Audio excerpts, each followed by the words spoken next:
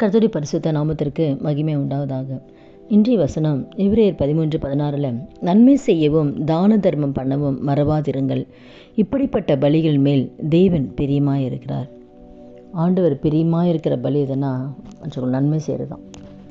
தான தர்மம் பண்ணுறதுல மறந்துடாதீங்க. அப்போ நம்ம மறந்தனால தான் ஆண்டவர் சொல்கிறாரு, மறந்துடாதீங்க. ஏன்னா இப்படிப்பட்ட பலிகள் மேலே தான் ஆண்டவர் ரொம்ப பிரியமாக இருக்கார். யாக்கோபு 4:17 கூட, ஒரு நன்மை செய்ய அறிந்தவனாக இருந்தும் அதை செய்யாமல் போனால் அது பாவமாக இருக்கும்.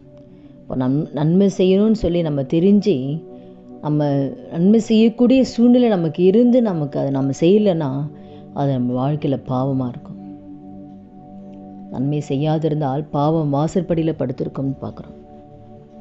அப்போது மற்ற நன்மை செய்கிறத ஆண்டவர் நம்மக்கிட்ட எதிர்பார்க்கிறார். அப்போ சிலர் கூட கொர்நேலியை குறித்து நம்ம பார்க்கும் பொழுது, அவன் தான தர்மங்களை செய்து ஜனங்களுக்கு மிகுந்த தர்மங்களை செய்து எப்பொழுதும் தேவனை நோக்கி ஜெபம் பண்ணி கொண்டு இருப்பான். அப்போ அங்கே தேவதூதன் சொல்லும்போது, உன் ஜெபங்களும் உன் தர்மங்களும் தேவனுக்கு நினைப்பூட்டுதலாக அவர் சந்நிதியில் வந்து எட்டி இருக்கிறது.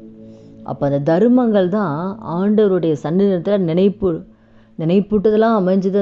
அந்த தான தர்மம் அவருடைய ஜபமும் தர்மந்தான். அதில் தான் தூதன் ஆண்டவர் அனுப்புகிறார். இந்த நாளில் கூட நம்முடைய வாழ்க்கையில் நம்ம செய்கிற நம்முடைய வாழ்க்கையில் நன்மையினால் வருகிற ஆசீர்வாதம் வேதத்தில் நிறைய இருக்குது. ரோமரில் கூட நம்ம பார்க்கும்போது 2வது அதிகாரத்தில் கூட 7 பார்க்கும்போது, சோர்ந்து போகாமல் நற்கிரியைகளை செய்து மகிமையும் கனத்தையும் அழியாமையும் தேடுகளுக்கு நித்திய ஜீவனை அளிப்பார். நற்கிரைகள், சோர்ந்து போகாமல் நற்கிரைகளை நம்ம செய்யணும். அதிலே நன்மை செய்கிறவனோ, எவன் நன்மை செய்கிறானோ அவனுக்கு மகிமையும் கனமும் சமாதானம் உண்டாகும். அப்போது நன்மை செய்கிறவங்களுக்கு மகிமையும் கனமும் சமாதானத்தை ஆண்டவர் கொடுப்பார். அப்போ நன்மை செய்கிறதுனால நமக்கு எத்தனை ஆசீர்வாதங்களை ஆண்டவர் கொடுக்குறார். நித்திய ஜீவன் நன்மை செய்கிறதுனால ஆண்டவர் நித்திய ஜீவன் ஆண்டவர் கொடுக்குறார். அப்போ நிறைய நன்மை செய்தனால் வருகிற ஆசீர்வாதங்கள் நிறைய நம்முடைய வேதத்தில் நம்ம பார்க்குறோம். அதனால் கூட அந்த வார்த்தை கேட்க நம்ம ஒவ்வொருத்தர் வாழ்க்கையிலையுமே நாம் அந்த நன்மை செய்களாய் தான தர்மம் பண்ணுகளாய் நாம் இருக்கிறோமான்னு சொல்லி நம்மை ஆராய்ந்து பார்க்கணும்.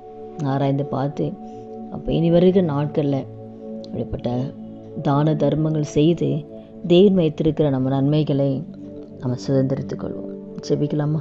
துதிகள் மத்தியில் வாசம் செய்ய நல்ல தகப்பனே, இயேசு கிறிஸ்து நாமத்தில் இந்த சமூகத்தில் வருகிறோம். இந்த வார்த்தை கேட்குற ஒவ்வொருத்தர் வாழ்க்கையிலே ஆண்டவரே, இனி வருகிற நாட்கள் எங்கள் வாழ்க்கையில் ஆண்டவரே, அப்போ மற்றவர்களுக்கு நன்மை செய்யக்கூடிய எந்தெந்த வகையிலாம் எங்களால் நன்மை செய்ய முடியுமோ அந்த நன்மை செய்யக்கூடிய இருதயத்தை எங்களை ஒவ்வொருவருக்கு தாங்கப்பா.